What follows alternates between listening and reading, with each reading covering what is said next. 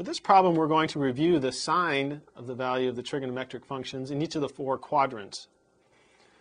We've got a table. We've got our 6 trigonometric functions, and we've got our 4 quadrants. And we just want to fill in the table, each one of these with a plus or minus, indicating the sign of the trig function in that quadrant.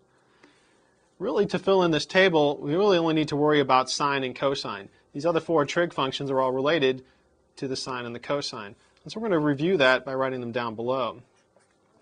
The tangent of theta is equal to the sine of theta divided by cosine theta. Secant of theta is equal to 1 over cosine theta. So it's going to have the same sign as the cosine. Cosecant of theta is equal to 1 over sine theta.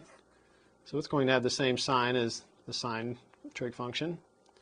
And then cotangent of theta is equal to cosine of theta over sine theta. It's going to have the same value then as the tangent. So we'll start off with sine. Remember that the sine is equal to or corresponds to the y coordinate. In quadrant 1, the y values are positive, so the sine is positive. In quadrant 2, the y values are positive, so the sine is positive. In quadrant 3, the y values are negative, so sine is negative. And in quadrant 4, the y values are negative, so the sine is negative. For cosine, we dissociate cosine with the x coordinate. So in quadrant 1, the x values are positive. In quadrant 2, the x values are negative. In quadrant 3, the x values are negative.